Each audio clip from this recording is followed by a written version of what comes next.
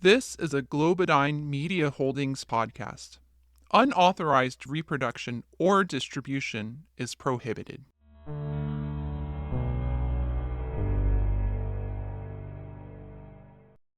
Josh, come here. We got a package in the mailbox. Oh, wow, that's big. That surely didn't come in the mailbox. I don't know. It just showed up. It was in a crate. Whatever. Okay. It's from Ed over at Globodyne. He said he had a thing for us because he heard we're doing a history podcast now, so he wanted to give us something to use. Oh, Ebenezer. Yeah. I remember that whatever. guy. Cool guy.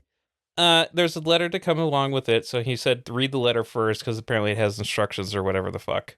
I don't know. Yeah, let's see what it is. It says here, hello, gentlemen. I heard you're doing a history podcast now. Great choice. Great to steer away from politics. Good choice all around. Really appreciate what you guys are doing here. Thought that this might help you out. Let's skip here. Retired piece of equipment from project way back. Figured you guys could use it to do a little first-hand research. Okay. When you're ready, unpack the crate and then hit the big red button. Love what you guys are doing. Ebenezer. Okay. Well, apparently it's pretty straightforward, so I got a crowbar here so we can just What do you think this is? All right, yeah, just get this top panel off. Let's see what it is. Pry this open.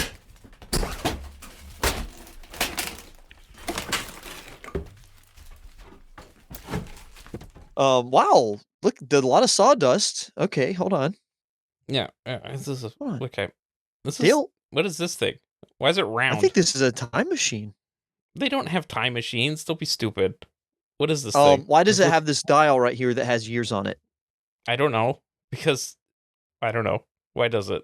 Oh man, this is a time machine. Dale, do you think we have to take our clothes off to do this time machine? Like a Terminator? You do that. I'm going to stay dressed and see what happens. All right, but you might get it might be like The Fly, and you might be kind of bound with your clothes. I'll keep my clothes on. No, I'll put my clothes in a pile. Okay, you do that. You put them here in the pile. Okay. I'm going to keep my clothes on. All right. Man, we're so much better friends than we ever been. I'm not looking at you, so... Okay, so I said hit the big red button. That's right here. Okay. What dial? I guess there's only years. There's no months or days. Yeah. That's weird. We are looking at interwar Germany. Maybe we can check out the golden years. Did we record yet? I don't know. Okay, let's turn that 1925, and then you want to push it? I'll push it. Sure. Here we go. Okay.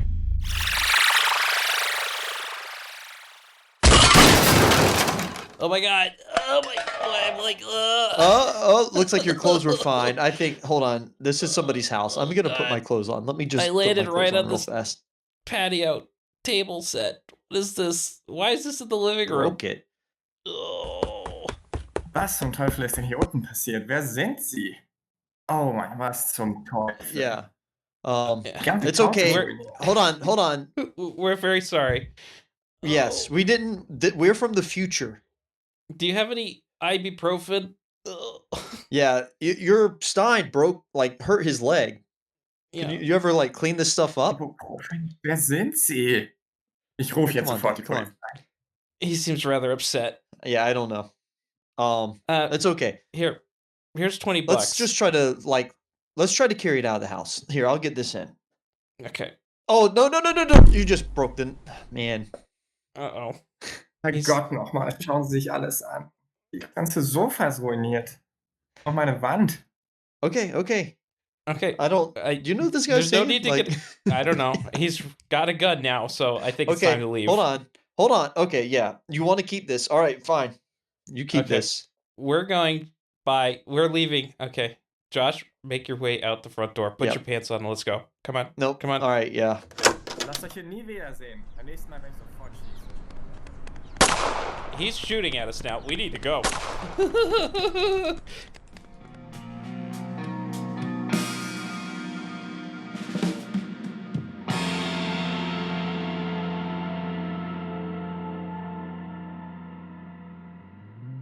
Joshua, it is Wednesday. Are you excited? Are you excited for me to drop the "It's Wednesday, my dudes" clip right here? Yeah. Because that's what I'm doing Is that what you're doing? right this moment. It is Wednesday, my dudes.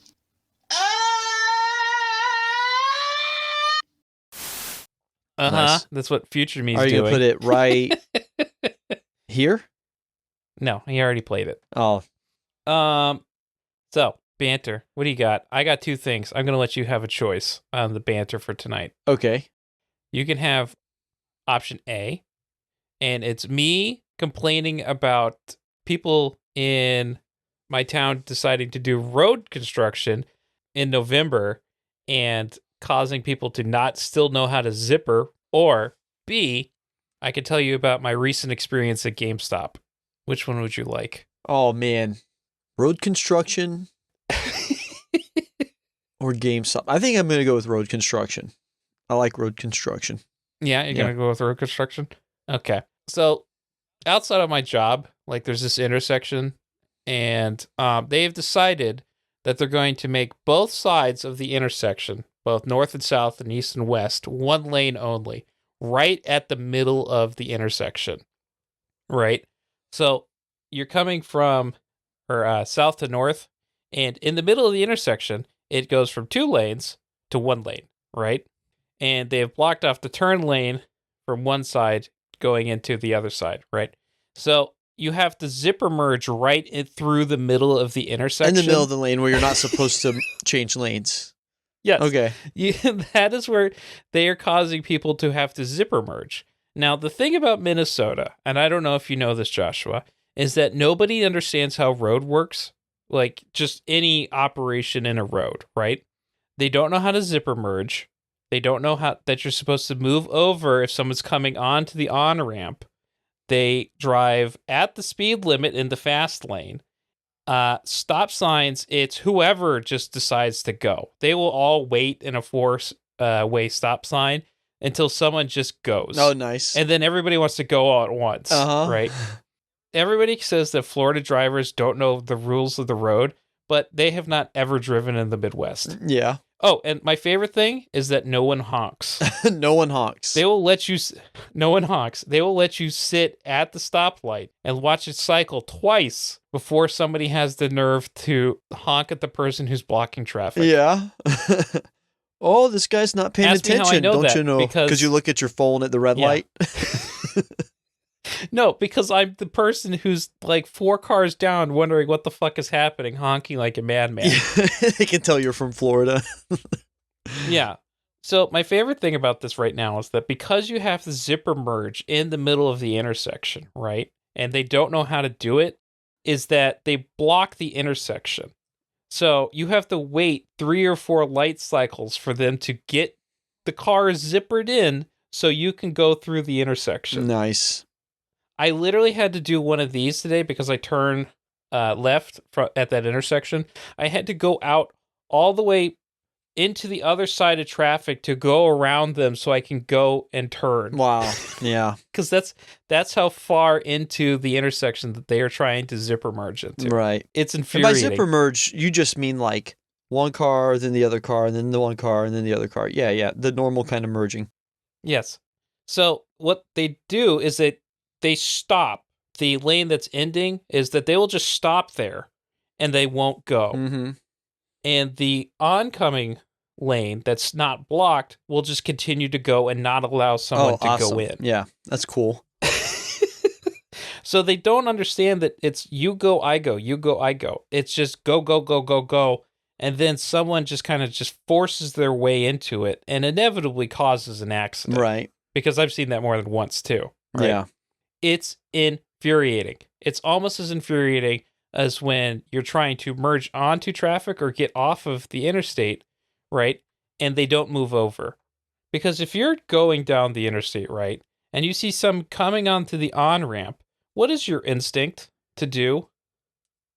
I guess I get over. Yeah, Yeah. you go over. I had to think You about go it. over I to do. let them Sometimes on. though, like, I gotta say, like, sometimes I'm like not in a rush on the interstate, and I'm like, you have a whole you got to understand that in Florida, these merge lanes can be very long. And I'm like, you can figure it out. Before I'm completely past this, you have plenty of time to get ahead of me or to get behind me. Your choice. So, but I will generally move over. Yes. Okay. That is the reasonable thing to do, right? The merge lanes here are very short. They're very short on-offs, right? Right. Okay. Very short is different. Yeah.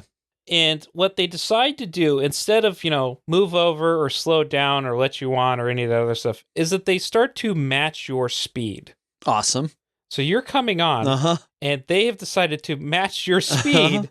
So either you're forced to slow down, cut them off, or get off of the exit because it's just a loop. Nice. Yeah. Awesome. I always choose the cut you off option because they need to learn. They need to learn. Exactly. Yeah, yeah. Do you wave your Florida gun at them while you do it? Like, no, I don't. I don't carry my Florida gun in the car for this expressed reason. Yeah, I actually have a theory about this, and it's based on the one time I drove in Omaha, which is still the Midwest, and it's that, when I was in Omaha, there was 8 inches of snow on the road. I've never driven in snow before, and I had to quickly learn that lane lines don't matter. You just kind of go where the tire tracks are. And so it's that level of just dogged patience that, it just doesn't work well when there's not ice all over the road. That's what it is. Mm-hmm. It's infuriating. Yeah, yeah. But I think we still have time for my game. Well, also, hold on. Zipper merging? Let me tell you about zipper merging, dude. I have to drop my child off at school every morning. And so to me, it makes sense. There's 2 directions you can come into the school drop-off from. It's pretty basic, you just go in. One car goes, then you go, and then a car, you go one from this side, one from this side, one from this side, one from this side. Every morning I pull up there. There's a car that should already be going because there's nobody ahead of me and they're coming from the other way. They should already be going and out of my way before I get there, and they'll sit there and wait for me to get there. I have to hit the world's biggest speed bump from the direction I come. So no matter what, have to come almost to a complete stop because the Samurai suspension doesn't handle this particular speed bump very well, or any speed bump. And then I'm still sitting there waving my arms at them like, what the fuck are you doing? You've done this for at a minimum 3 months now. You know that the car coming from this side has to hit this speed bump. Just get out of the way every morning. Every single morning. And I hope it's the same person too. Yeah, no, it's different people. And then my child and I, we do a thing where, because the road used to smell really bad from the direction we come, there's some kind of open septic tank smell. Mm-hmm. So we just hold our breath, mostly now for funsies, but I use it to try to extend how long I can hold my breath for. So I'm also holding my breath and trying to get a little bit more breath holding time in. But this car is pissing me off, and it's hard to hold your breath when you're pissed off. So, Is that really the best place to start holding your breath is in the middle of traffic? Oh yeah, it's good because it's to me, for training yourself to hold your breath longer, it's better to do it with for me, as a moving through space marker rather than a moving through time marker, because your mind plays tricks on you. If you're looking at a clock, you'll always at a minute and a half be like, oh, I have to breathe. But if you're not looking at time, you're just all I got to do is make it to this next thing. You can make it a little bit further. I see. I mean, this is taking our banter far off course. Dolphins hold their breath for 35 minutes, and you are not a dolphin. You probably physiologically can hold your breath for far longer than a minute and a half. And it's just the feeling of CO2 in your bloodstream that makes you feel like you have to breathe. But that's just a condition you can kind of overcome. You can feasibly, even without any training, you can probably go without breathing for 5 minutes. It's just going to be really uncomfortable. Yeah, that's the whole crux of that free diving. Yeah, exactly. I mean, they can hold their breath for 15 minutes. 15, 20 minutes, yeah. Yeah. And so that's why I'm trying to get better at holding my breath and trying to overcome that minute and 45-second marker, to really get that 15 minutes in eventually.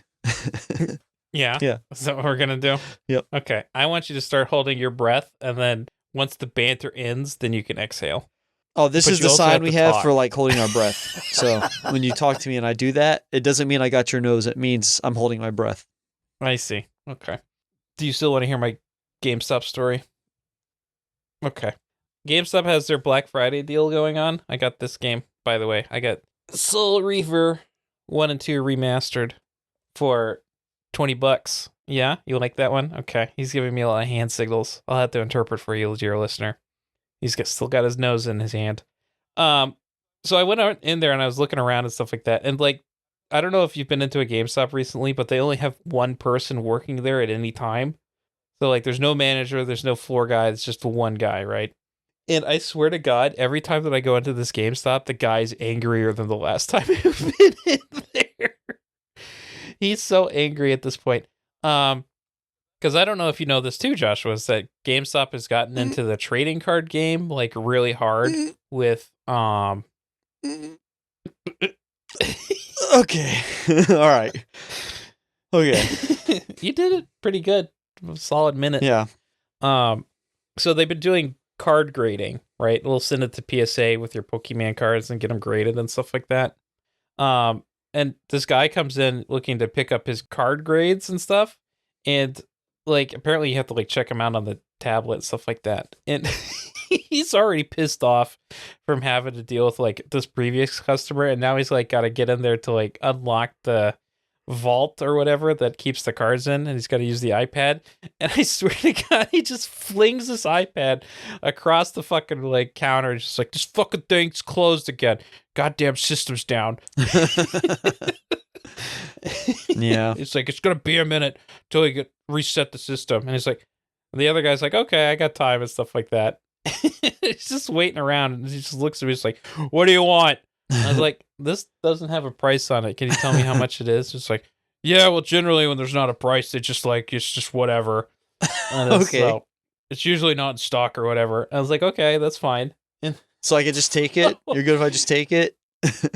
yeah, I could just take this one. So he looks it up and they do have it in stock, but he's just like, I could just see like the like mad fumes coming off of him. Like he's an anime character. You could just see him like Yeah.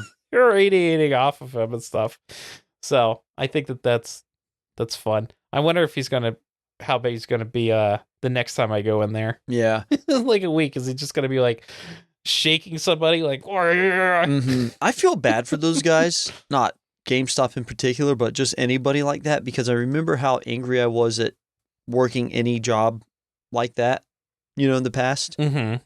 and how much I often just daydream about working a job. It's a cool job. You actually just talk to people and deal with customers. Nobody like it's so much easier. I would love to go back to just working a simple job. You don't think about it at night. You just, the one I was fantasizing about 2 weeks ago was dental hygienist. You just go in there, one person after another comes to you. You have a specific set of tasks. You just clean their teeth. And it's not something I want to do, but at least it's a reasonable expectation for the job you have. You just do that one thing. You clean this person's teeth. They go on. The next person comes. You clean their teeth. You have a little bit of banter, but they can't really respond, so you can say whatever you want. And, easy. So easy. I feel like that you could also get away with being like a mediocre dental hygienist too, because like your gums are going to be bleeding no matter what. So if it's like intentional or not, Yeah. it's just be like, yeah, no, your teeth are fine. Yeah. How they're supposed to be. Also, I got this. I got this guy. Oh, back to Squishmallows. Is this Vampire Back to Benny? Squishmallows. No, this one Cupcake is the Benny? 20th anniversary select series Karumi that I got from the squishmallow.com. Nice. I did see there's a Squishmallow advent calendar you can get. It's little tiny Squishmallows. It's the minis. Yep. Yeah. Can you eat I don't those? like the minis. Yeah. No. You could like downsize all yours to minis. That would be like, it would give you a lot of space. Well, you could vacuum pack them. You could get them pretty small, actually. Oh, yeah. What do you think the, Yeah. if I took my tarot deck, which you can see it's very nice. It's got like the gold foil edge, pretty cool We're back to cards. this tarot deck again. Gold print on it. The same thing. The one thing that like card games can't sustain, tarot decks do just fine. Like silver print on it, Mhm. And I put it in I fully put it in like the little card protectors and then in like a binder. So they're all put up like a TC, like a expensive trading card game. And I take it to an angry GameStop person and ask him to grade them. Do you think that would be like, how do you think that would go? I mean, they'll do it. They'll just be like, why are you getting this graded? I don't know if they'll do this. Yeah. Yeah. You got to get some like those obviously fake Pokemon cards where it's just like Pikachu smoking a blunt or whatever. And then see if you could get those graded. Oh man, who was it? There was something early on. Somebody put the McMaster car cards in the Discord. And yeah, that was me. That was you? I would did that. 100% actually buy McMaster car cards. I mean, yeah, everybody would. All right. Well, boy. Okay. We managed to kill 15 minutes with this. Exactly. Are we done? We're done. All right. Good night, listener. Well, listen Don't to hang the up ads till first. after you listen to the ads. Yeah. We get paid based on the ad listens. Yeah. Globadine actually is holding us to that this time. Yep. They're like weird about it. Yep. Okay. Oh, sorry, Dale. I have to eat 4 of these kitchen sandwiches a day. Cool. Wait, why do you have to eat 4 sandwiches a day? Oh, well, you see, most of us unfortunately believe that we need a ton of protein to be healthy. And in pursuit of that, along with trying not to get too much fat, we just end up eating more and more chicken until one day we wake up and we have an addiction that we didn't know we were signing up for. You can't be addicted to chicken. That doesn't make any sense. Yeah, you can. How much chicken do you eat a week? I don't know. A lot of chicken, actually. Yeah, stop and think about that. Anyway, Kiction is a proprietary blend of plant cellulose, sustainably farmed Acheta domesticus, and flavoring that has all the nutrients you need to satisfy that craving for chicken. Does it taste like chicken? Kind of. Define kind of. Well, you know how chicken tastes like anything? Like everything is like, it's kind of like the Matrix thing, you know? Mm-hmm. Then we're getting into Matrix territory, but everything is like, it tastes like chicken, you know? Well, because this kind of doesn't taste like much other than the underlying kind of insect flavor, it really goes well on any sandwich. Okay. Anyway, look for Kiction in your conveniently located Globadine nutrition kiosk today. Hi, this is Dale from Dispatches from Post Reality. And lately, people have been asking me, Dale, how did you get so funny? Well, my wife is extremely funny, so I steal all her jokes. But if you're not like me, then you can go to Nice Guys Finish Laugh Improv Clinic. With their decades of experience helping even the most droll person become the life of the party, they can help you get even the most stoic person to crack a smile. So why don't you go down to their website now and find a clinic near you? That's Nice Guys Finish Laugh Improv Clinic. And we're back. All right. Am I reading my thing? I'm not sure how I feel about it. I guess I'll just read it. All right. Here in the post-reality, it can often feel like the threads are unraveling. We have been forced to love what we hate and hate what we love. The wrong is often portrayed as right, and the right is so very often wrong. We live in a world of extremes. The wealthiest people have become, or soon will become, trillionaires, held up as demigods to be admired and emulated. Meanwhile, the poorest people have to justify their existence as living beings just to get the barest amount of money with which to eat. We are surrounded by wars and rumors of wars, but also experiencing climatological collapse. While all of this is happening, we are told that the red team is angry about one issue, while blue team is angry about another, and we are supposed to have strong opinions, while it seems that they are less interested in righting wrongs than they are in how to carry out many of the same goals. At the end of the day, it can seem as if the only thing either team is angry about is their standing in the cultural consciousness. Tonight, dear listener, we are going to talk about another time and place that can often look similar to our own.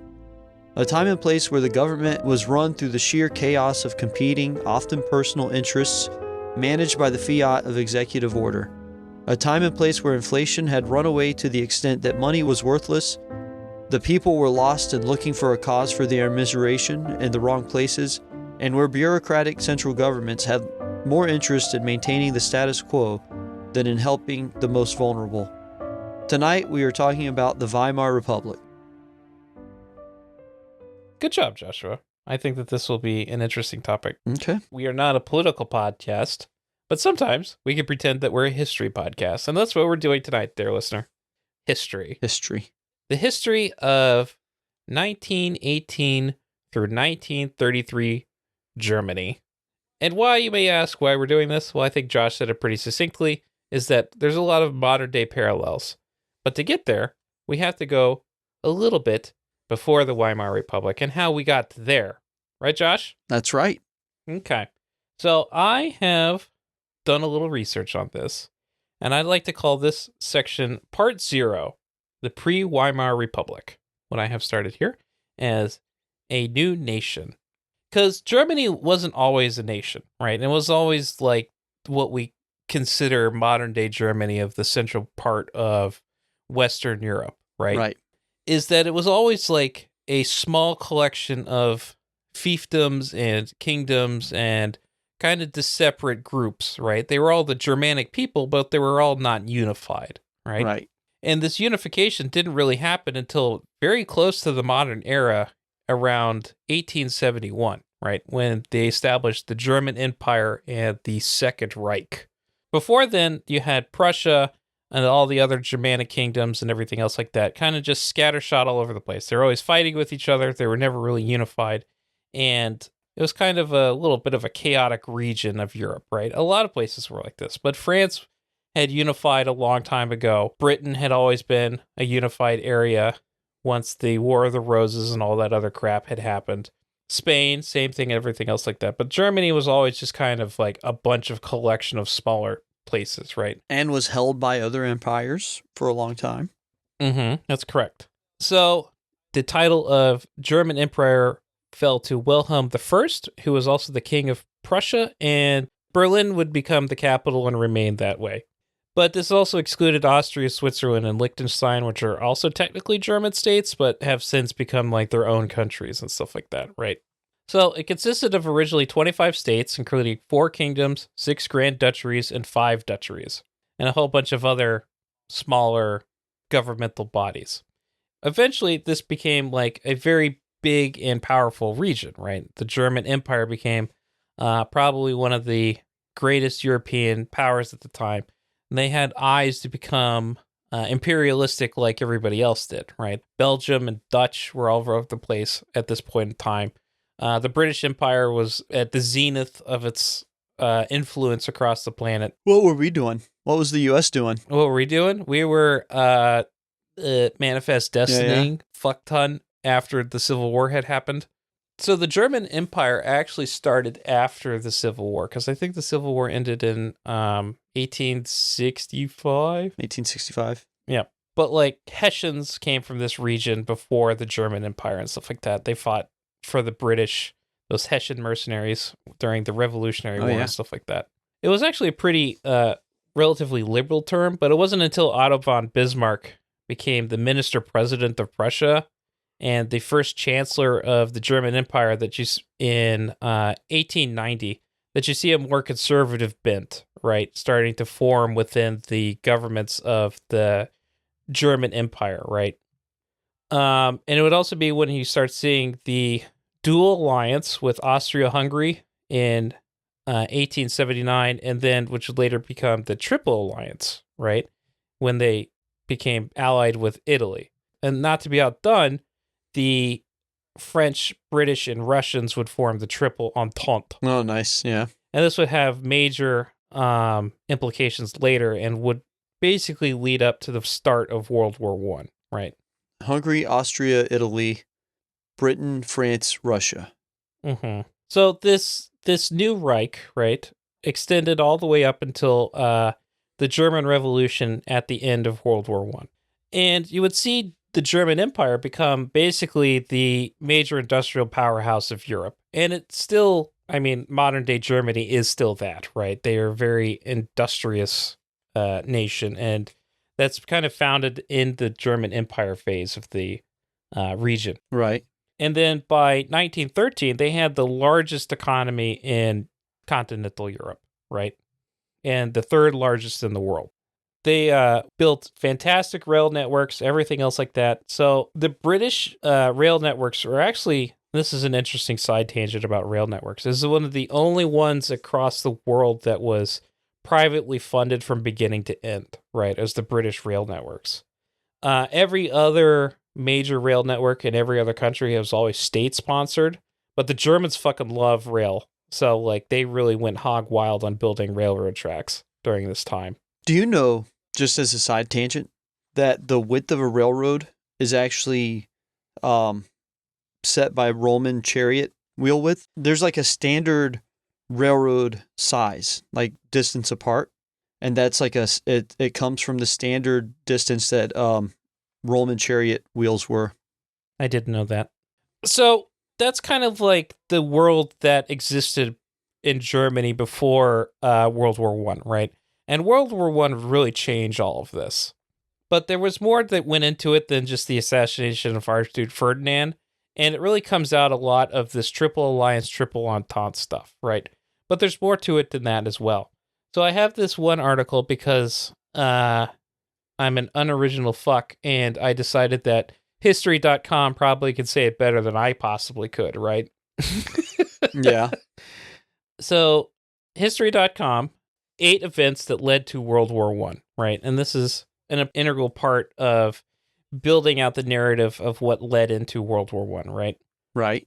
So the first thing is, right, the Franco-Russian alliance, right? That first phase of the Triple Entente, right? And the French and Russians have been kind of buddy-buddy for a long time. Like, the Russian aristocracy spoke French better than they spoke common Russian. Right. And that actually led a lot to why they got overthrown later on in history. And right? that's all to do with the way that all of the royals are interbred, right? Mm-hmm. The second thing is actually this first German naval law, which was introduced in 1898. And this is actually the big crux of what led to World War One, is that Germany wanted to kind of just flex its muscle a little bit more. So what they decided to do is that they would like, okay, let's rival the British and then we can bring them to the table and we can be friends, right? So they started building up their naval power. Well, the British saw this as a threat, right? And they decided to build up their naval force, right? Because the British had the quote-unquote greatest navy in the world at the time, right? Because that's how they influenced their empires, because that was extended globally, so they needed a strong naval force to take care of that. But the Germans envisioned building a force that was superior to the British Royal Navy, right? Straight from the article. And this would greatly influence Britain when it came to how they handled the Germans, right? Because they're not very far away. Right. The Russo-Japanese War was also a major issue because the Russians have always wanted to be more of a naval force than they are.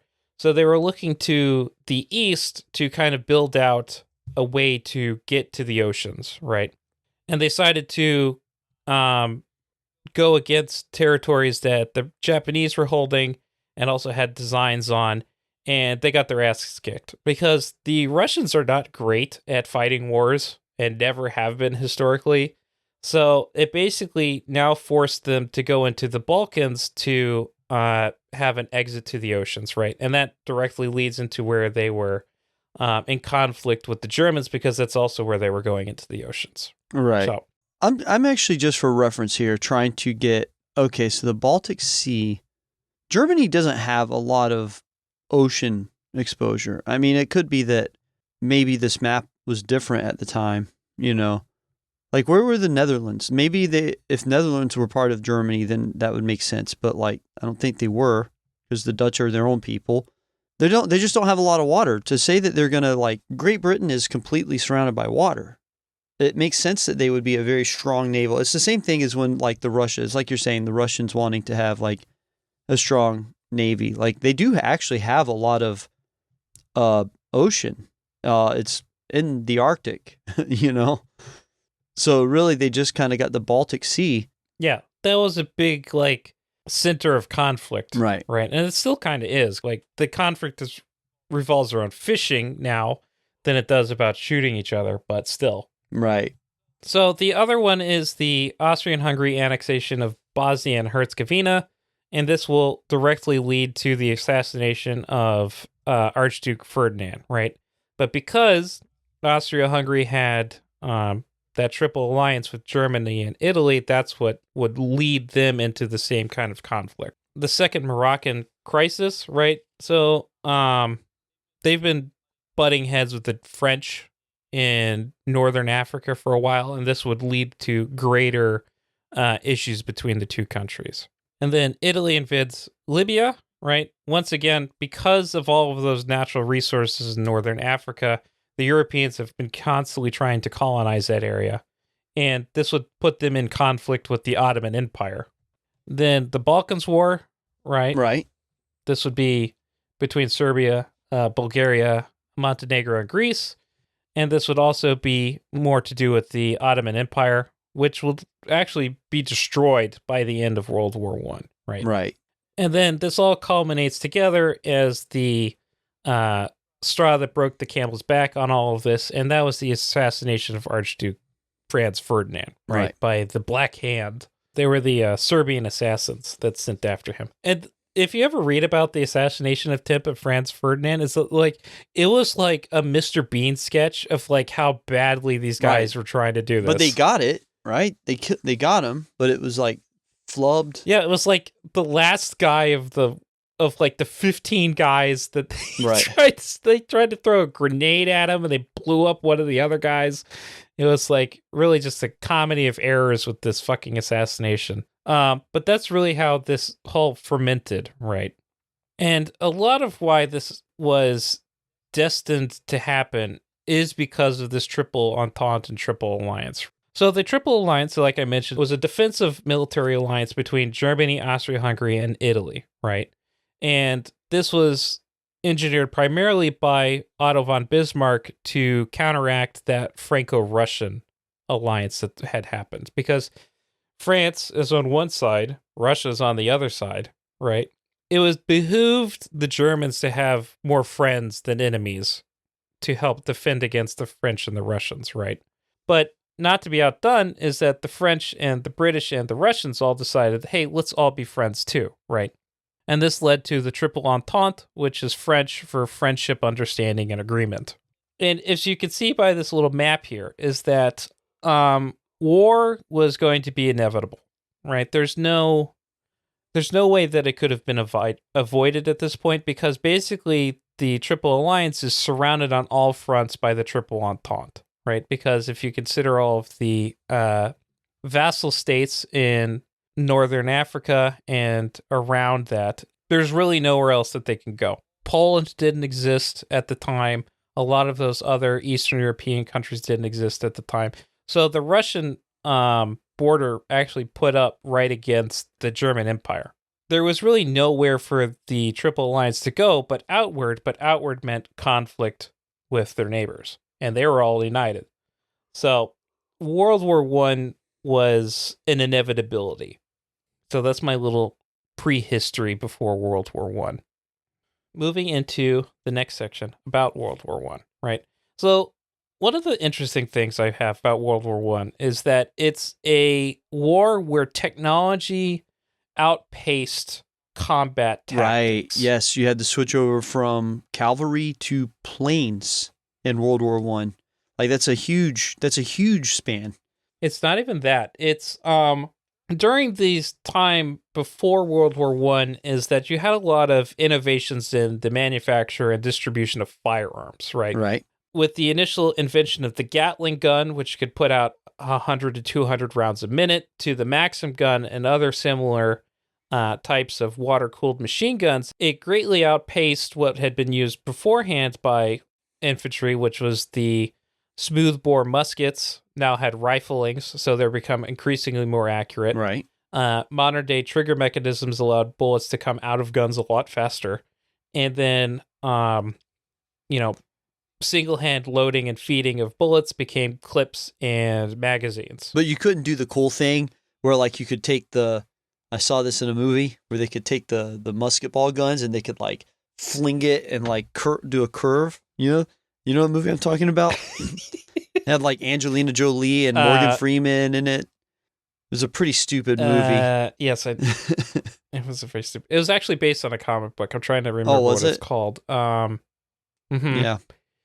It was I I forgot what it's called, but I know exactly which one you're talking about. That musket ball curve shot. Mm-hmm. In previous wars, right, before World War I, is that you had long static lines of men standing in front of each other, right? Because the muskets were so inaccurate that you had to shoot a man's weight worth of bullets to hit somebody. And cavalry saved the day because they were the ones that were able to get across the lines. That's how you usually broke these formations, right? Right. But because weapons have become so more accurate and destructive and had ability to shoot a lot more, you saw that the old tactics no longer worked against modern day weaponry, right? Is that they had been using them against, like, people that didn't have them shooting back, like the Boer Wars and other territorial disputes in their colonies and stuff like that, right? Right. So they'd put down, like these rebellions and stuff using these fantastically modern weapons for the time, right? But they never actually had to go against somebody who had that same gun. Right. Up until this conflict. And once both sides have technological equivalence, it becomes a bloodbath, right? Then it's just a matter of how many bodies you can put on the floor to overwhelm the other side.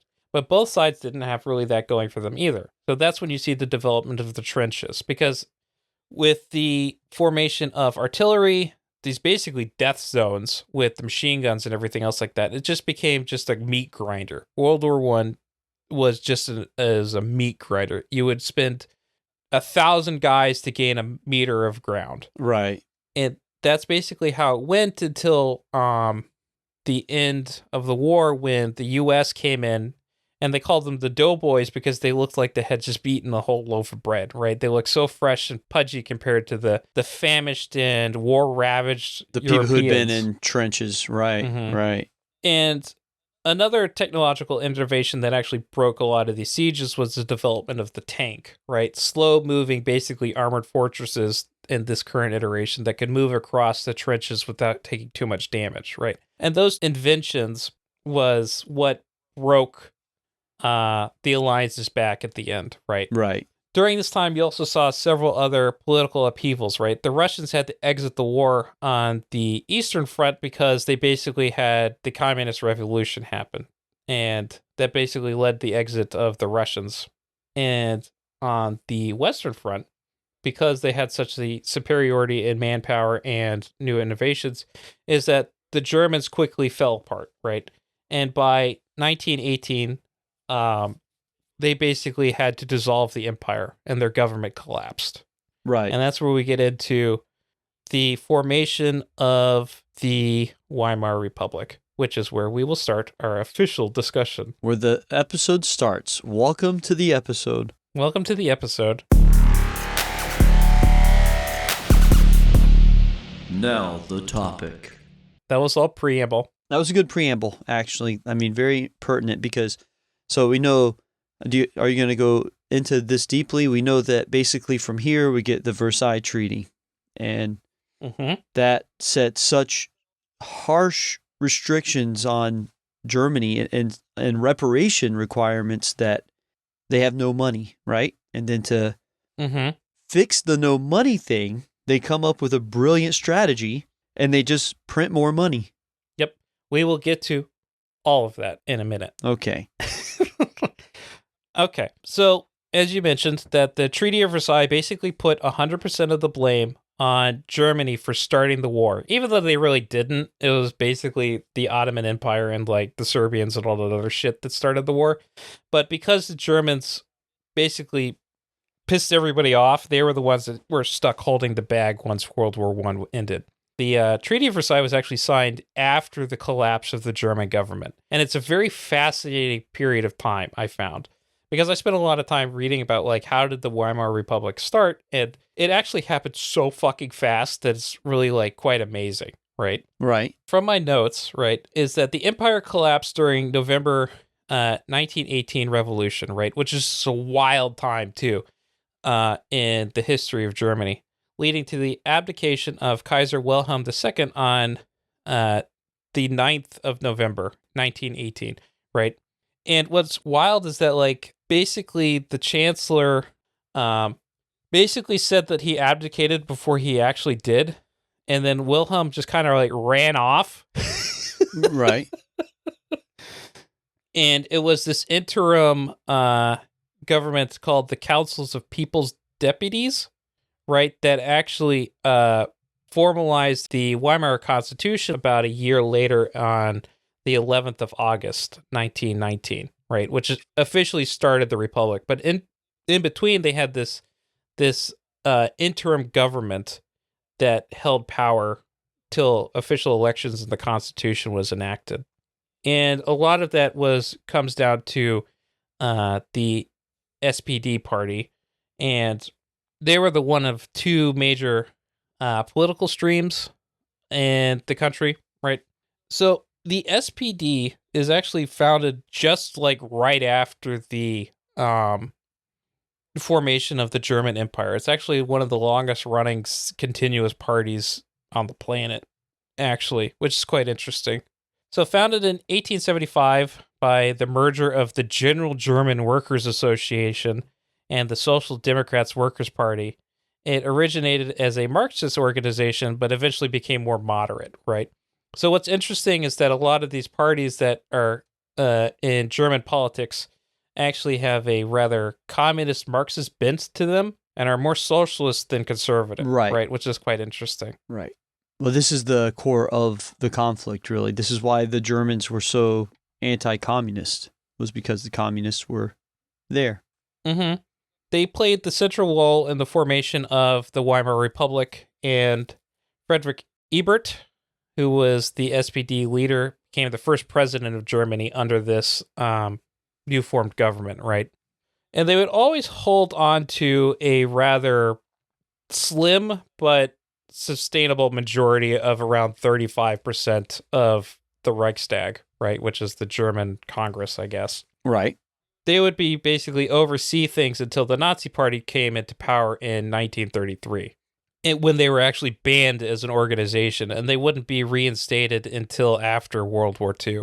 In fact, though, is that Chancellor Olaf Scholz is a member of the SPD, which I find is interesting. That is interesting.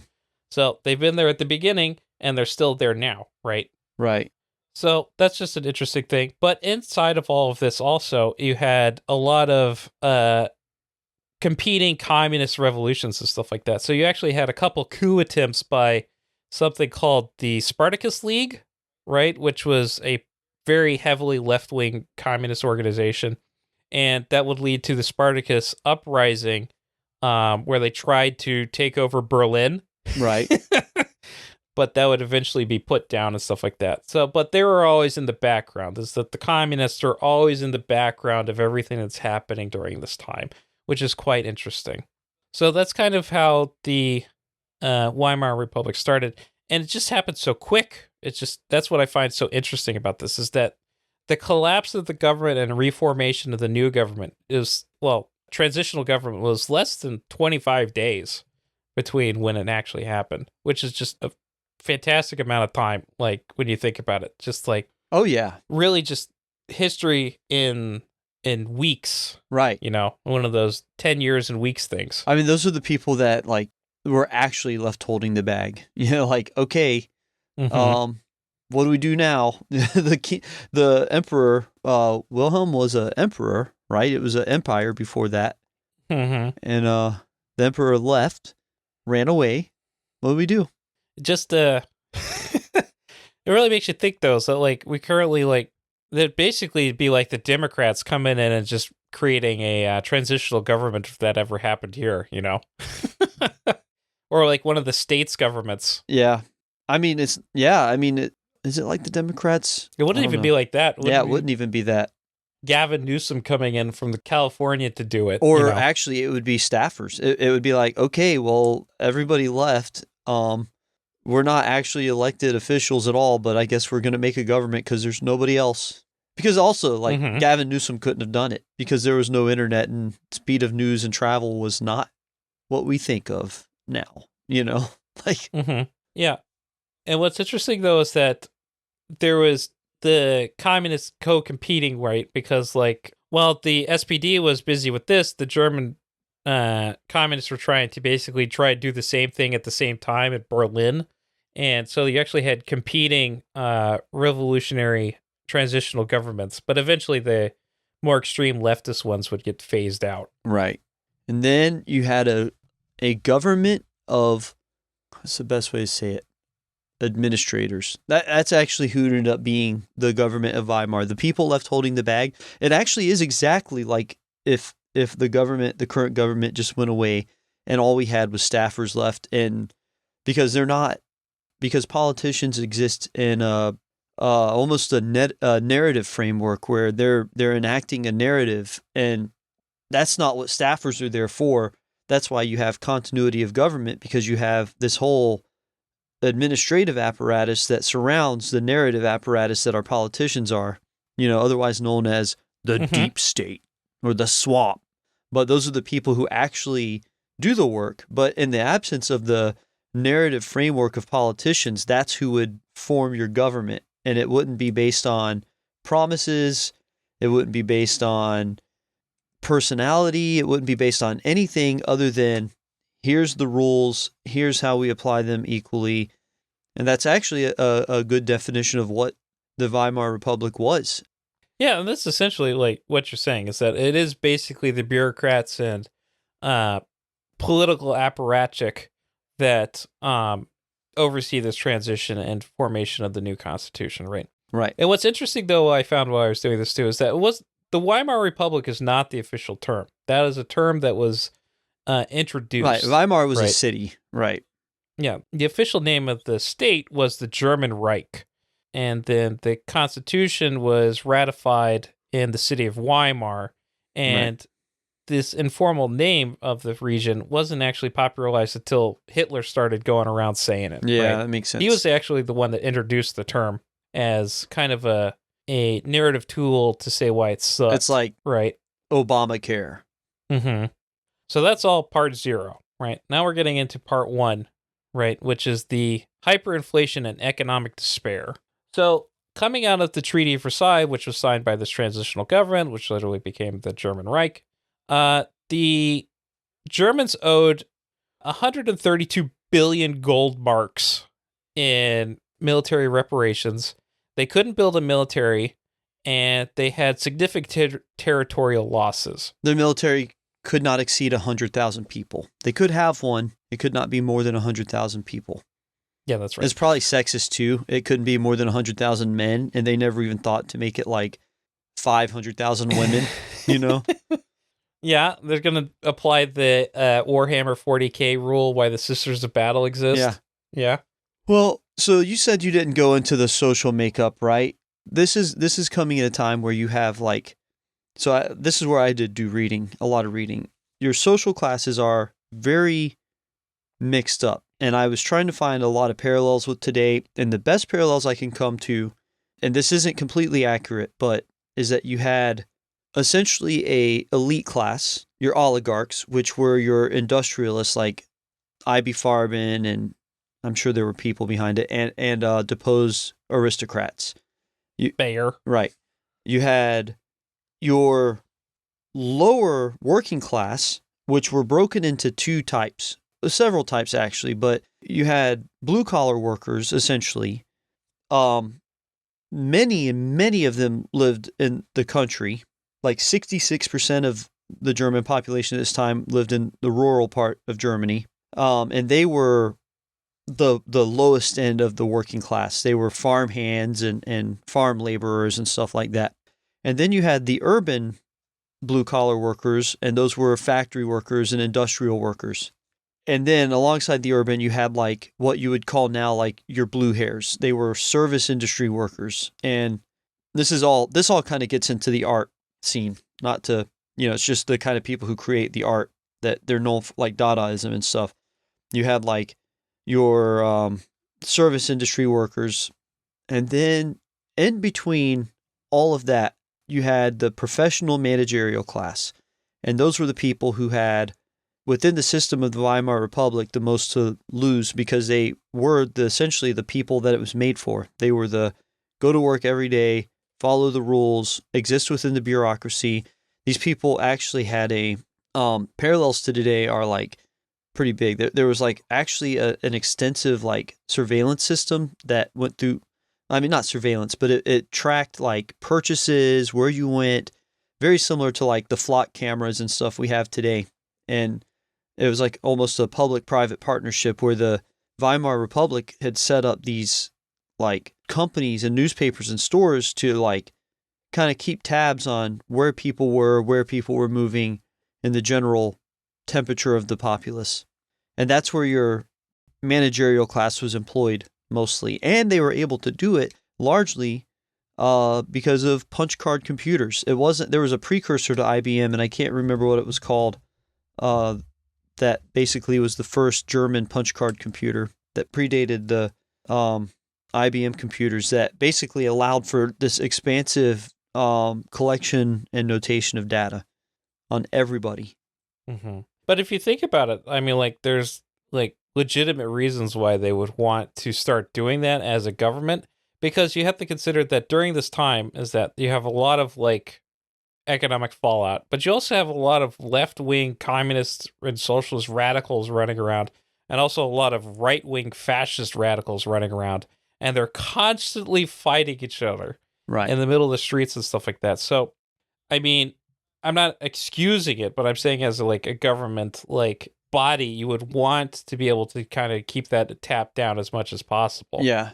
You know. Yeah, here's a quote something I have in here. I didn't know where I wanted to read it, and I just found this in my search for parallels that largely didn't exist. This is an article from 2015, The Weimar Mind, A Prehistory of the Surveillance State. Okay. On justifying the NSA's massive surveillance program after the Edward Snowden leaks, President Obama reminded the American people of the two promises he had made upon entering office. Quote, to keep the American people safe and to uphold the Constitution. By appealing to the Constitution, Obama was expressing the commitment to privacy rights and observance of civil liberties.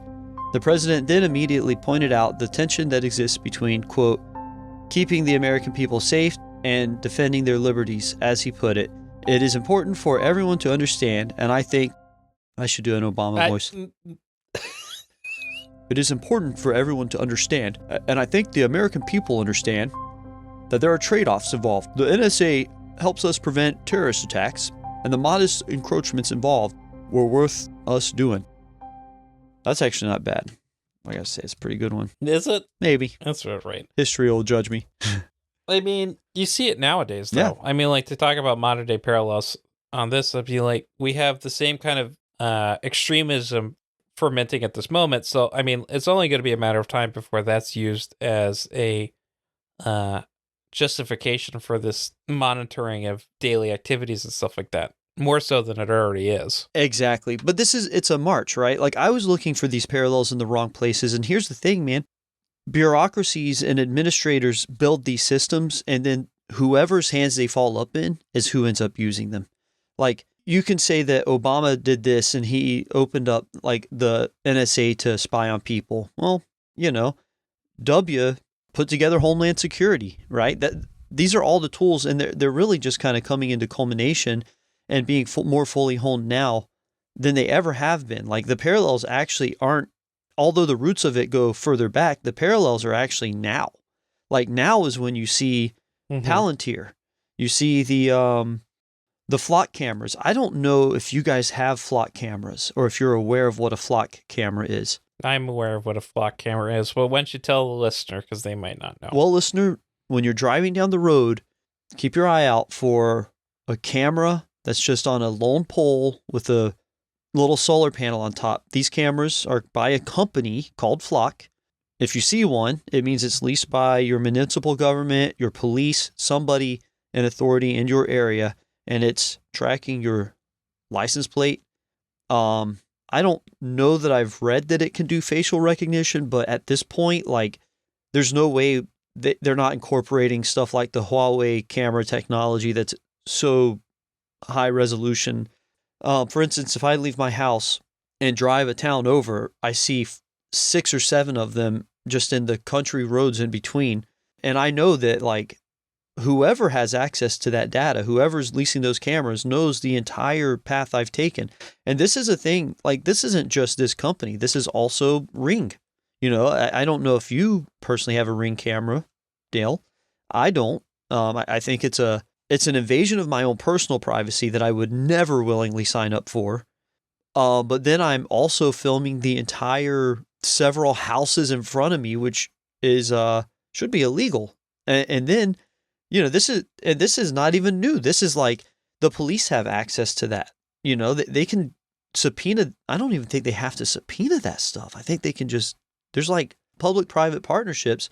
They can just access the Ring camera data, you know? Mm-hmm. A friend of mine had somebody break into his car a few years ago, and he saw it on his Ring camera. He ran out there. The people shot a couple shots off at him because he ran out there and yelled, and they had guns and they shot at him. Luckily, they didn't hit him or anything. And then the next day when the police came, they wanted him to tell them that he thought the perpetrators were over 16 or over 18 or something. There was an age, because that meant that they could then just pull the Ring camera data and investigate it as if it was an adult crime, when he had told them that he was pretty sure they were like younger than that, you know? Mm-hmm. It's real shit, dude. Interesting. That's fine. I don't care. I like spying on my neighbors. Well, you know, I don't want to put a moral compunction on it. I didn't mean to put a moral compunction on it. I have 2 big dogs. Like, you're not going to just like break into my house, so I don't really worry about it. You'd have to be pretty ballsy to just like open my door. Even though my dogs wouldn't really do anything, the Pyrenees is pretty scary. Like, you know. Yeah. Yeah. I have a little shit brown dog, and he doesn't do anything. Yeah. Except for make me have to give him medicines now. Yeah. Sidebar is that I took him to the vet over the weekend because he's got to get his like dental cleaning and stuff like that. And they were like, well, based off of his previous visits, you know, we might have to pull a couple teeth. And like, I was like, how much is that? It's like $1,000. Wow. I was like, what do you mean $1,000? This dog is 15 years old. I'm not going to pay $1,000 for you to pull a tooth. Yeah. Right. Wow. And they're like, okay, well, we'll just keep an eye on it and stuff like that. And then like, she calls me up as like, oh, so you know that tooth we were worried about? It seems like it had fallen out on its own already. So we don't have to worry about that one, but we'll keep an eye on the other ones around it. I was like, okay. I was going to say, like, if your dog's, well, this is all people spending money on their dogs. We've talked about this before. If your dog's 15 years old and it needs a tooth pulled, the tooth will probably just come out. That's what I was going to say. And then you beat me to it. Mm-hmm. Yeah. It just fell out already. Nobody even knew. I didn't know. Yeah. All right. Back on track. Back on where we were. Hyperinflation and economic despair, right? So hyperinflation in Germany didn't actually start right after the war. It actually took a long time, several years, in fact. It wasn't until 1923 that you actually saw hyperinflation start to hit Germany. And it wasn't actually due to the reparations themselves. It actually had a preceding event that led to the creation and the printing of all of this, right? And that was Germany had to pay like a lot of money every month for reparations. And at the end of 1922, beginning of 1923, they missed a payment, right? And in response, France and Belgium decided to occupy their primary industrial region in the beginning of 1923 to extract resources as compensation, right? Right. And this happened a couple times where the French and the Belgians and the British would just come in and just occupy a territory, and the Germans really couldn't do anything about it. So the Weimar government adopted a policy of passive resistance, right? Basically, they told all their workers in the industrial region, just go on strike. We'll pay you, right? And they paid them with newly printed currency. Does this sound familiar to a modern day parallel, which I will get into in a minute? And this basically caused the inflation rate. So inflation in the textbook definition is more money in the money supply, right? Basically, there's more currency floating around than there was previously. That is the definition of inflation. There's no other definition of inflation when it comes to money supply. It just means that there's more cash floating around, which means because there's more cash floating around, people could spend more, right? Right. Which means that basic supply and demand principles, prices go up because you have more money, because there's more supply of money, but the resources stay the same. So things can be bidded up on price. And that basically causes people to want to be paid more, which basically causes prices to increase more. And it's just a vicious cycle. That's how inflation starts, basically, because there's more money in the money supply than supply and demand can absorb, right? Yeah. I'm going to show you this little graph here. Actually, I'll start here. So on January 2nd, right, of 1923, it cost 7,525 marks to buy $1. That's crazy. Previous to that, it was about 100 to 1 at the end of World War One, right? Right. So because of all this printing, it went up that much. By July 1st of 1923, it was 160,000 marks to buy $1, right? Right. Now, I'd like you to tell me what it was by November. I have a little chart that we can go through. By November, I'd say... Don't look at my notes. Yeah, I can't see it. I'm trying to find it. You don't have it where I can see it. By November, I'm going to say it was 2 million. By the 1st of November, it was 1.3 billion marks to $1. By November 16th, it was 4.2 trillion marks to $1. Wow. So, as you can see by the chart here, is that at the end of 1918, it was 4 marks to $1, right? By the 1922, it was 400 marks, and by November 16th, 1923, it was 4.2 trillion marks to $1. A loaf of bread at the end of 1922 cost 160 marks, and by the end of 1923, it cost 200 billion marks to buy a piece of bread. You know who you'd be mad at in that situation? Bread makers. Globalists. Well, technically, yes. You know why? Because, like, why can't your economy, like, how is it that we end up in these situations where, I mean, I get it because you're paying reparations to external nations, right? But, like, at the end of the day, like, your economy is still, like, internal to the country you live in. Could be, at least, I mean, this is the part where I just sound like a Nazi, probably, like, where I'm like, wait a minute, why are we paying this money out?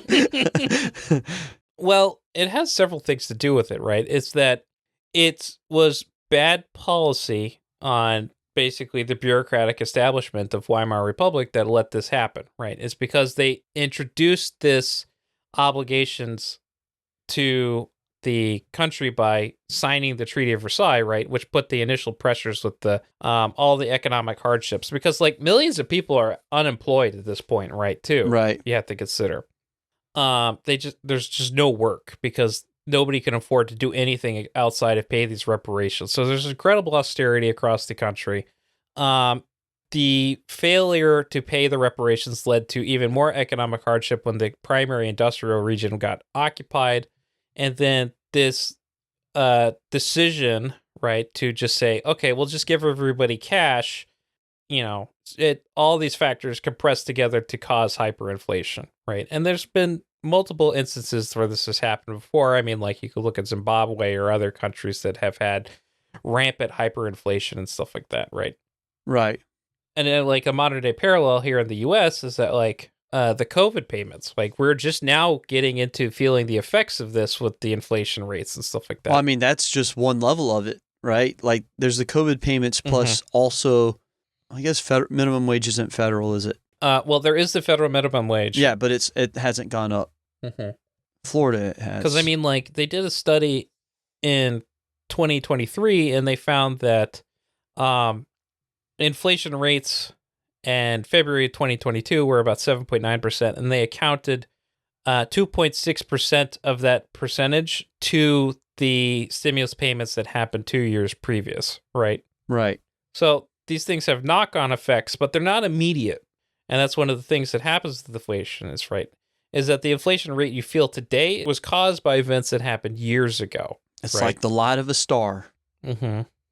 So that's the reason, like, whenever these payments come in from Trump, that he's saying they're going to come next year, that $1,000 dividend from the tariffs and stuff like that, that's only going to cause more inflation, but we will not feel that for another year or two after the fact.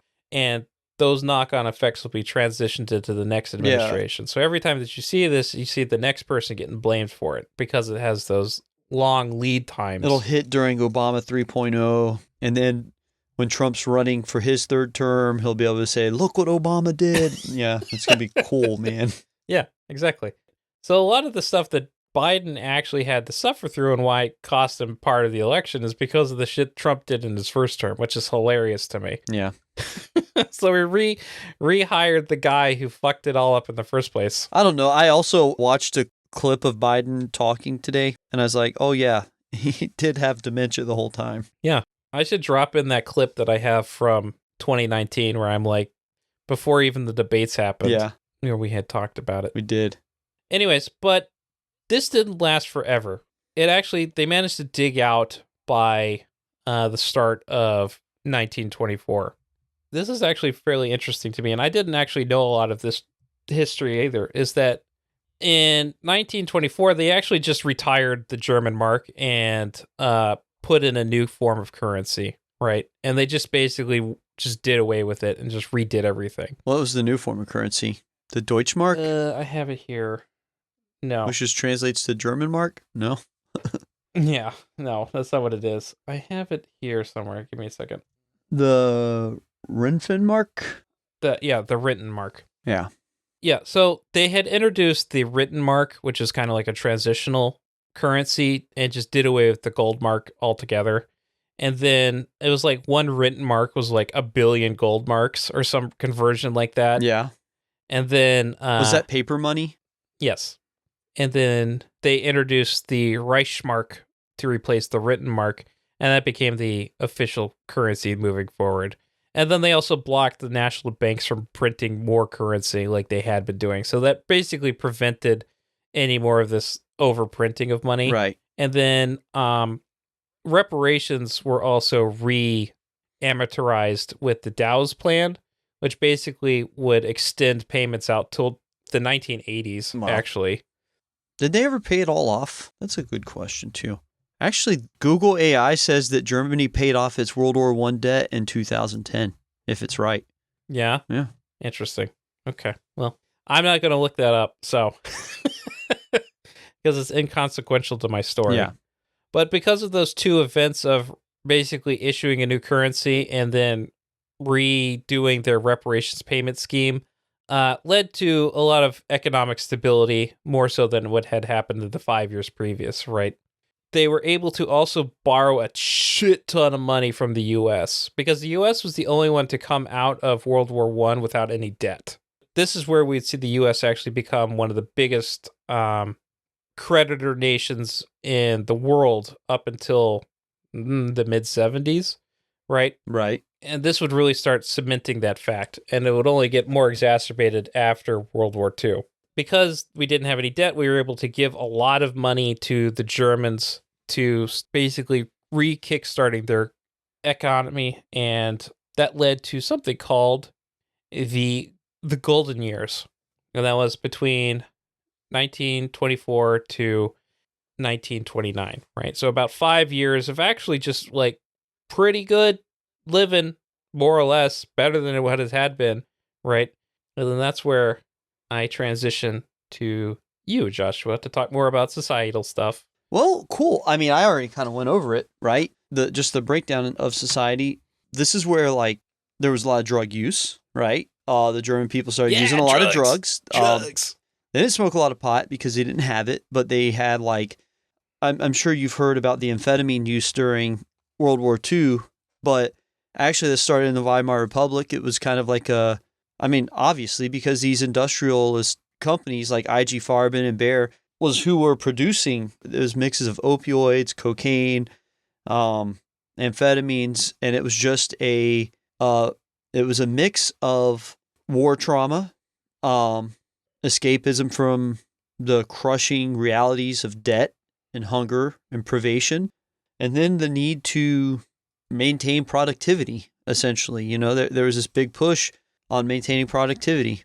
And then another cool thing is that during the Weimar Republic, we get a lot of art, you know, and basically I got this: Weimar Germany was a center of artistic innovation, great creativity, and considerable experimentation. Article 114 of the Weimar Constitution gave every German, quote, the right within the limits of the general laws to express his opinion freely by word, in writing, in print, in picture form, or in any other way, unquote. In film, the visual arts, architecture, craft, theater, and music, Germans were at the forefront of the most exciting developments in modern art in the 1920s and early 1930s. This unprecedented freedom and widespread latitude for varieties of culture, role expression led to the explosion of artistic production. This is off of facinghistory.org, the article I found. I went there. Oh, did you? So you get a lot of realism. It was not a clash, but like you have this confluence of classical German art that was realism and very pastoral and farm-based. You have a lot of expressionism, and the movement was called, the art movement was called, there was a name for it. Wunderschönen? Yeah, Wunderschönen. You never saw that show?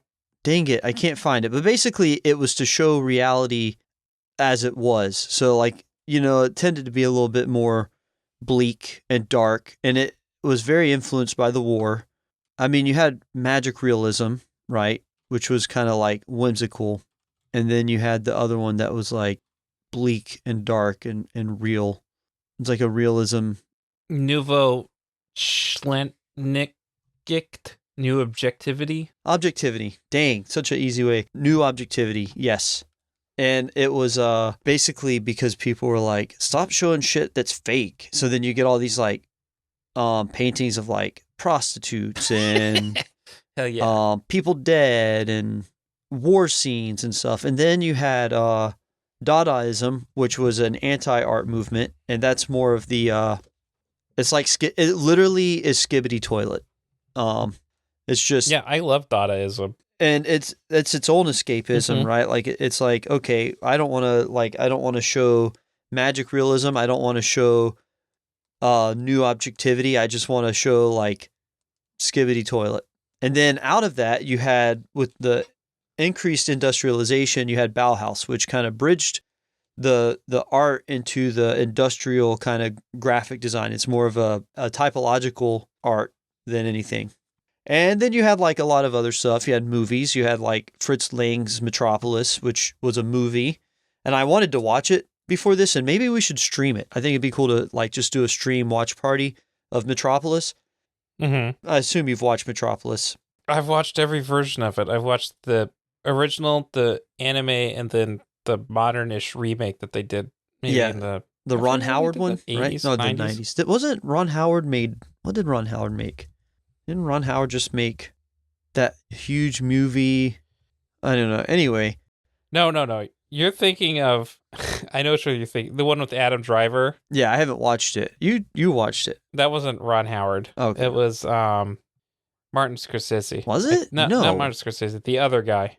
Megalopolis. Okay, it's called Megalopolis. I found it, and it's Francis Ford Coppola. Yeah, that's it. Coppola. And there's another one of those like insane dudes. I was thinking it was a Metropolis, but yeah, I don't think you were going to call it Megalopolis and it not be something similar to Metropolis. So I should watch it sometime.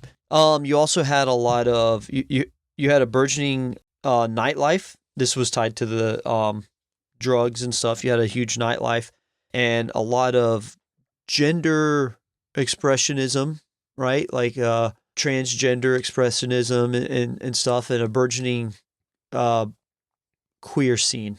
Mm-hmm. And wouldn't you know it, Dale? The right wing hated all of that, every bit of it. They hated the art, they hated the philosophies around it, they hated the queerness of it. One of the things I was reading, and I don't even know where I read this one because I read so many things, was basically when I talk about I use the term blue hairs only because I mean that tongue in cheek, but it's the same idea now. Is like you have this class of people who had there was nothing to aspire to, like they didn't want to go work in factories. They were never going to get to be like wealthy.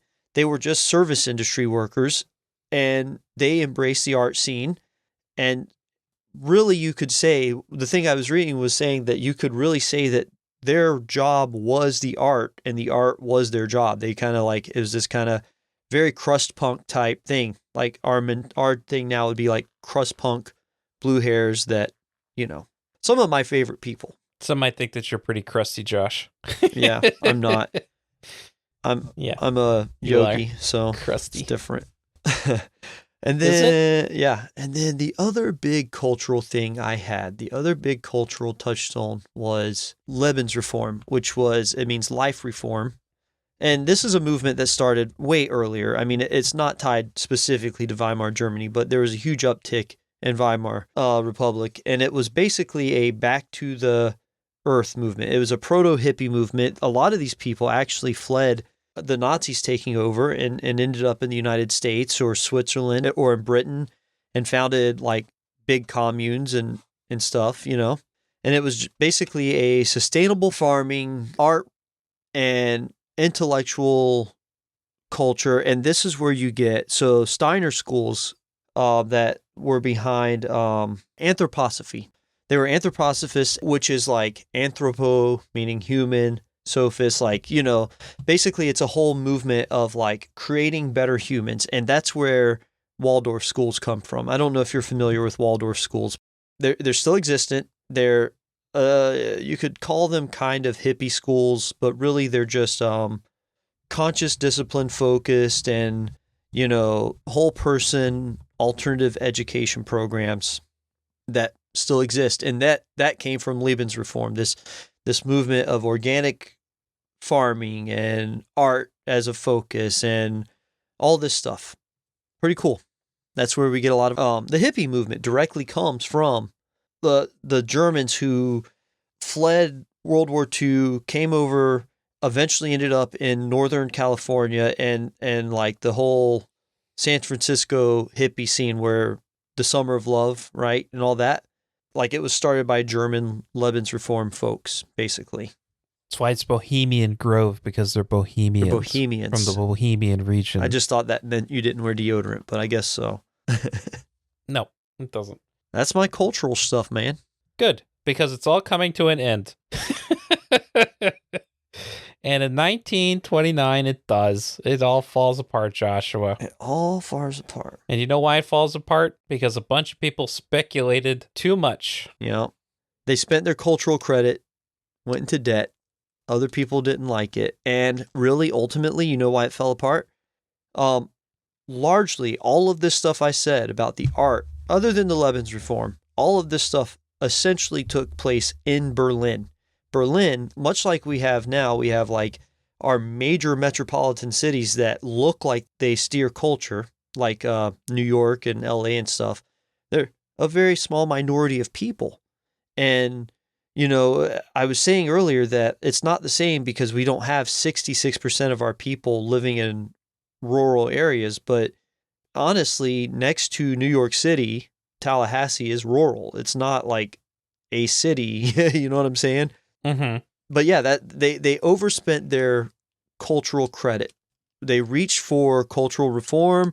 Another thing I didn't really mention was their education in Weimar, Germany was, there was a lot of cultural criticism, things like critical race theory, although they didn't really have that. They didn't have the same history we have, but there was a cultural reexamination of the roots of their history that also the far right didn't like. And 66% of the country, not to say that rural people are more prone to being far right, but in the way it played out in Germany, the people in the rural communities were the poorest, they were the least educated, and they did not want to see your art. They did not want to come into your city and see the degeneracy of alcohol, and at least this is their perspective. Like they just viewed the art and the expressionism of the people as degenerate, and they viewed the government as, because of Article 114 that I read about how anybody can express anything in writing and word and theater and however they want, it made a lot of people kind of mad when people did that. Yep. I mean, that's all well and good, but the real reason that this whole shebang ended, Joshua, it's because of the Wall Street crash of 1929.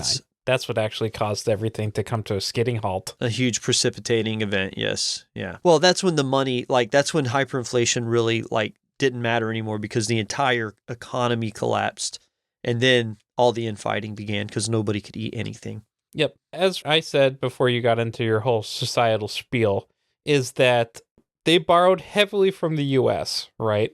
And when the U.S. decided that, hey, we're just going to destroy our economy, all that money dried up. And that meant that Germany also had no money. So that left, by 1931, 4.8 million people unemployed. Several of the largest banks in the region, including Austria's largest bank, Creditanstalt, failing, and then a whole bunch of other types of bank failures throughout the region, right? And this basically undermined everything that the Weimar Republic government was trying to do. It crippled the SPD as a political party and basically gave the right wing the opening that they needed to basically push Hitler into part of the government. And then the rest is, as they say, history. Yeah, you can go watch all kinds of documentaries or listen to other podcasts. People love to talk about that part of history, and so there's so many takes on it. Mm-hmm. But that's basically where the story of the Weimar Republic ends, right? And what's interesting, though, is that technically all the way through the end of World War II, up until, I think, 1948, is that they still operated under the Weimar Constitution. Yes. Everything the Nazis did was legal. Not everything. I don't think Kristallnacht was legal and stuff like that. Yeah, there's a lot not legal about that. Well, they were able to do a series of manipulations and false flags. So, for instance, like the Reichstag fire, I just remember they blamed on some communist guy.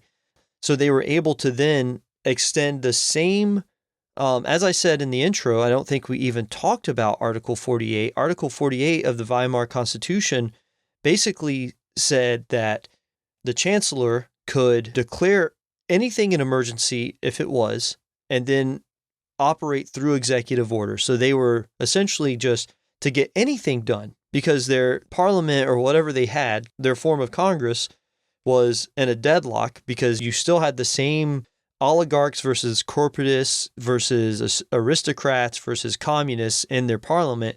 Nothing could get done.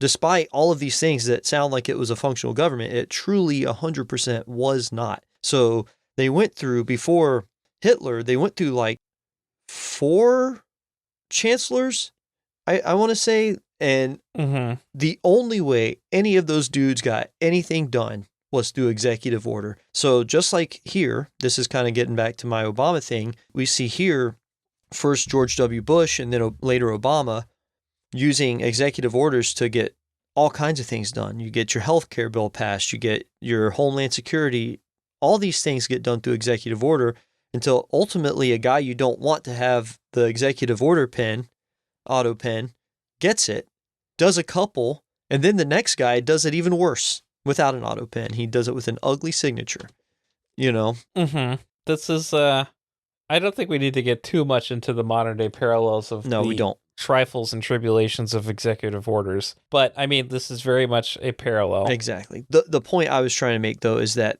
the Nazis used a framework and a system that was set up.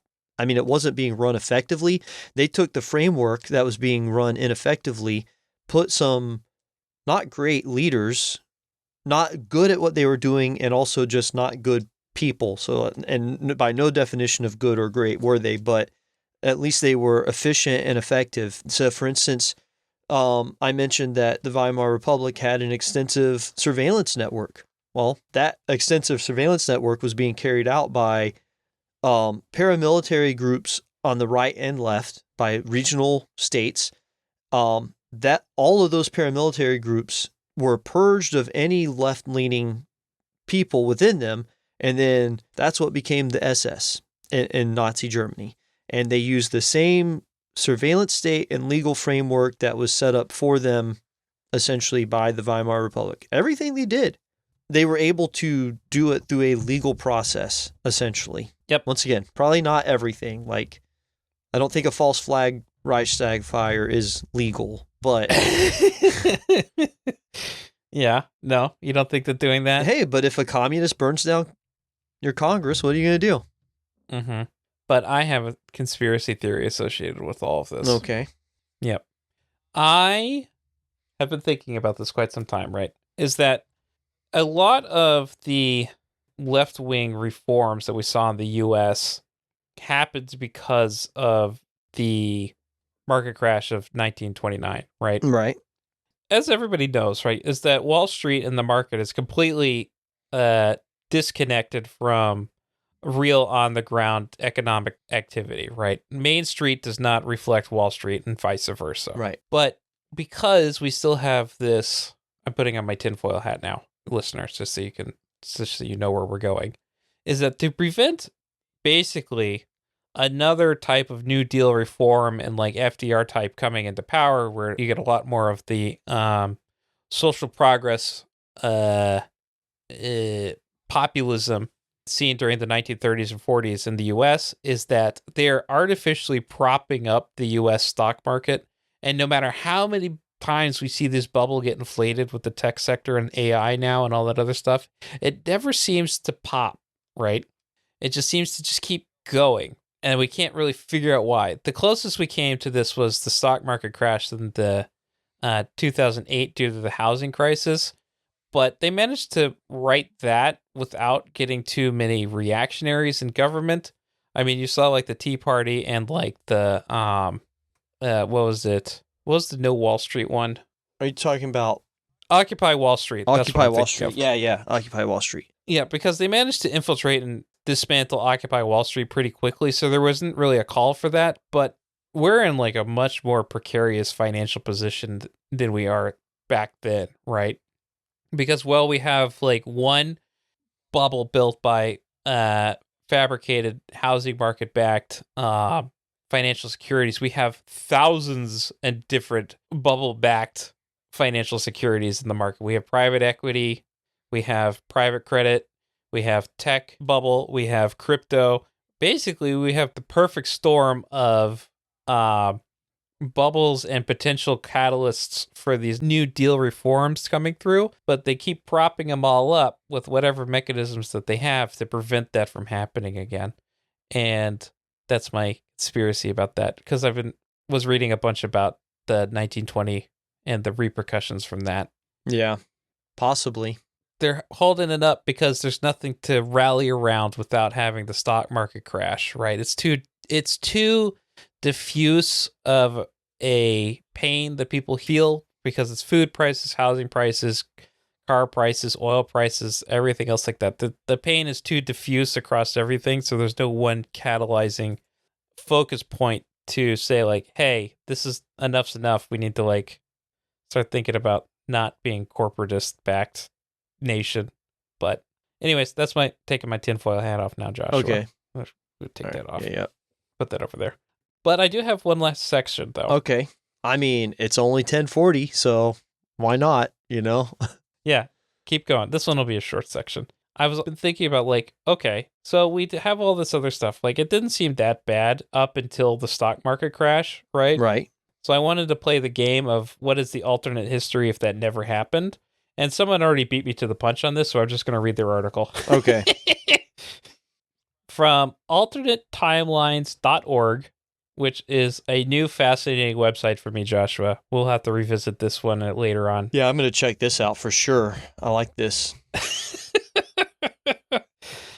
So, from the Alternate Timelines team, what if the stock market crash of 1929 never occurred?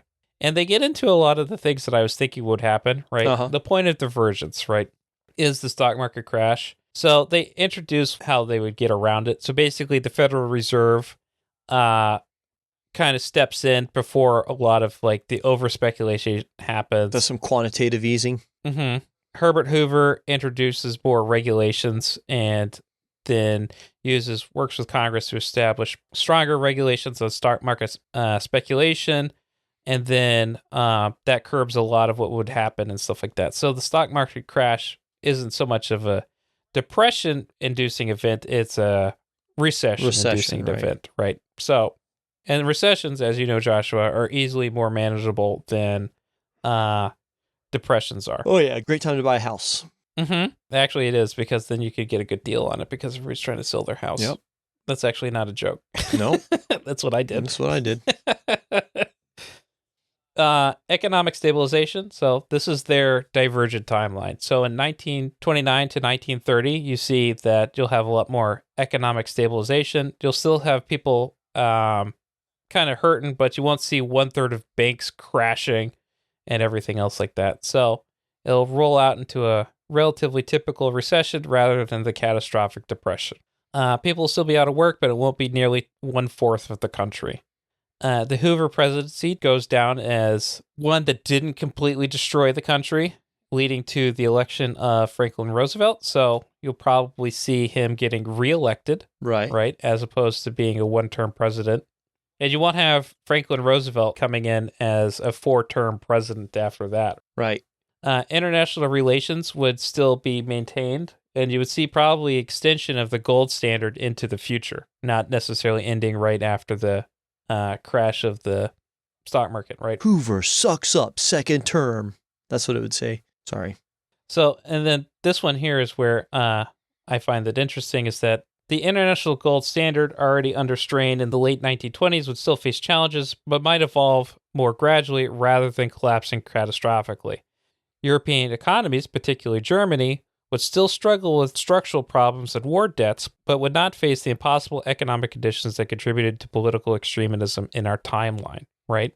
Right. And then they go into how that probably would result in World War II not happening. The fascists wouldn't rise in Germany, and you would see a continuing of center-left politics that we see during the Weimar Republic continue on through the 1920s and 30s, right? So that's very interesting. And then you can get into more of what else would happen. Like, if there's no Nazis, right, there's no World War II, right, then you would see diplomatic resolutions as opposed to violent wars in Europe. You would see the Japanese would continue their military expansionism. So we probably would still see a attempt by the Japanese to, take over and fight us in the Pacific and China and the land wars and stuff like that. That probably will be stamped out quicker than it was in World War II, right? Because no dividing attentions with the Japanese. Right. And then you would see military technology probably would be developed a lot more gradually.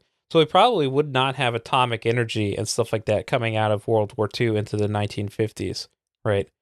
So atomic weapons and all that other stuff probably might not have been developed, because up until then, Madame Curie and all those other nuts playing with radium and all those other radioactive materials would probably have transitioned to a more peaceful usage. So any atomic powers and stuff like that would probably have gone into peaceful usages as opposed to building weapons straight off the bat. Yeah. Do you think we did we get fission energy from what came first? Did we develop fission energy because we developed the bomb, or were those like separate things?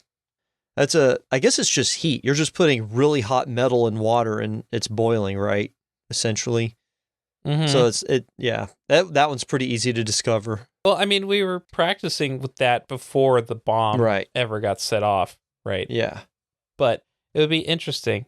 You wouldn't probably have the United Nations and other global banking stuff like that, like the IMF and World Bank and stuff like that coming out of World War II. You wouldn't probably have that stuff. We'd probably still have the League of Nations, right, as opposed to the United Nations. We probably would still have more colonies, right? Yeah. Because decolonization was a direct effect out of World War II. Right. But, I don't know. It's interesting. So the World War wouldn't have gone the same way, right? The thing about that we didn't even get into was the hurt feelings that Germany had about losing World War I, and that wouldn't have gone away, right? That part wouldn't have gone away. Mm-hmm. And in addition to that, you would have America as a burgeoning young nation, flush with money from World War I, like we talked about, just out of its World War I phase, winning all this stuff, probably seeking colonies.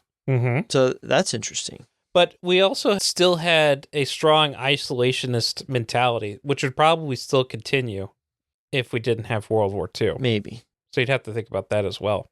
The Soviet Union probably would be not as much of a powerhouse as it did during the 1950s and 60s, because without a crippled Europe to kind of compare against, that the Soviet powers probably would not have been as interesting to other nations as well. So we might not even have a communist China, right? Right. When without a communist China, then you have a lot of we would probably have a lot of competing interests with them at the moment, right? There wouldn't be any need for Nixon to go over there and open up China and stuff. So a lot of interesting things. So that's all that would happen out of just not having the market crash of 1929. And you would see a lot of changes in Weimar Republic. Right. Yeah. So I thought that was an interesting thing. That is very interesting. It's one of those it's like a fan fiction website basically, but it looks like a dictionary. That's actually a pretty fun website. They have stuff all kinds about a bunch of different things. Definitely check out alternativetimelines.org, dear listener. But that's it. That's everything that I have. The alternative also to that is that the Russians see that there's a power vacuum in Europe, and then they decide to invade Europe. And then you basically have the plot line of Command and Conquer Red Alert 1. Yeah. Yep. I like that alternative history too. So go play that game, listener. Never played it. No, you never played it? Never played it. What was I playing at the time? Command and Conquer 1, that's pretty old. I don't remember what I was playing at the time. That would have been before Homeworld and stuff. Mm-hmm. Do you want me to give you a rundown of the Command and Conquer timeline? You got another hour or so? Yeah, let's do that. I think the listener would love that. Okay. So Westwood Studios is a developer that started making real-time strategy games, and they actually started out making Dune 2. Yep, I played that. And a lot of those mechanics with harvesting spice and all of the base building and fighting the other factions and stuff like that would be directly translated into their original IP, Command and Conquer. So just replace Tiberium with spice, and you can see how the two games are basically the same, right? Yeah, did you have spice carriers and stuff? Mm-hmm. There's Tiberium crawlers. They would bring it to the refinery, and that's how you got your money. Because Tiberium is a alien element that would absorb all of the metals and precious minerals from the ground that it was in. And that came from a meteor that crash landed near the Tigris River. All right, it's improv time. I'm going to push fast forward, and I want you to fast forward through it. All right, ready? Fast forward. Crashing by the Tigris River, that's how fast forward became times Tiberium, 3. but that's kept up the name for the... But the alternative history to that is the named for Fast forward Tiberius. times 9. The second one is just one of the... Anyways, I just did all that by memory. That's awesome, yeah. That's what I got. That's all in there. Too All much. There's that too much knowledge. in there, man. I think you should consider there's too much in there. Quit podcasting, go teach yoga. That's what Yeah. You can come join my Baroga class. limited spots. Travis is still in there. I don't know why. Travis is a trooper, man. He throws up every time. I'm really getting tired of it. All right. I think that's enough. All right. Final thoughts, Final Joshua. thoughts. Let's get to this. We got final thoughts on Weimar Republic. It's pretty cool, man. Culturally, would have been cool to see how it changed through time and thrived, Would have been cool to see the Nazis not take over it and stuff. Probably, though, would have just turned into the same old work hellscape as everywhere else. That's what we tend to... Probably. That's what the human really needs, is a work hellscape. So we would have gotten hyper-capitalism even earlier, probably. Imagine how more advanced, how more through late-stage capitalism we would be now if we had started the hyper-capitalism 20 years earlier, Yeah. Would be cool. We'd probably have Mars colonies. I think my only final thought for this, Joshua, though, is learn your history or you're doomed to repeat it. And boy, howdy, do we seem doomed. We do seem doomed. But, we're not a doomer podcast. we're not a doomer though. podcast, and you can always go start a commune. Mm-hmm. So my Patreon, actually, for this episode is for $5 million.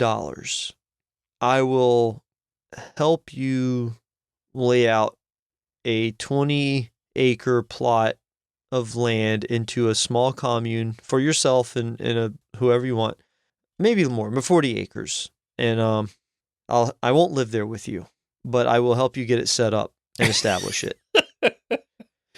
Yeah. You'll have to call it though. You will have to call it it's going to have to be part of the post-reality chain of communities. So you can name it, but it's going to have to be something post-reality themed.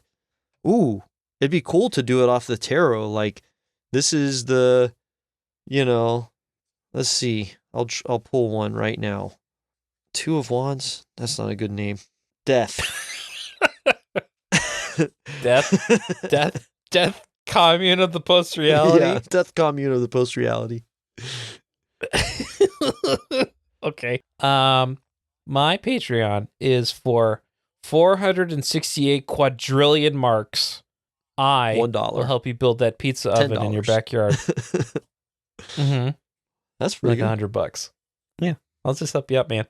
I got bricks. And what's the form of currency in Germany now? The Reichsmark. Is it not like a euro? Oh no, it is the euro now. That's a trick question. Before then. God damn it. TTYL listener. For 67. No, shut up. We're done. Good night. 6-7. 6-7.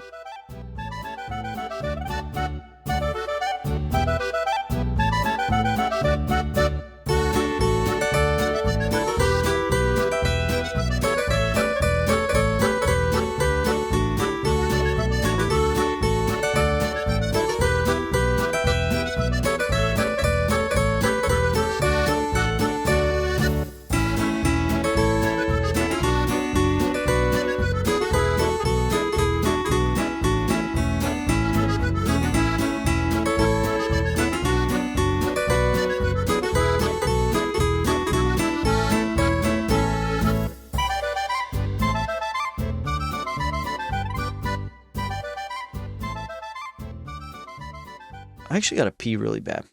So I'm going to go do that. You gotta pee really bad? While you play these commercials, go I'm going to go pee.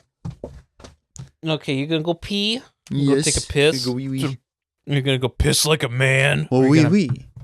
You're gonna wee-wee like a little boy?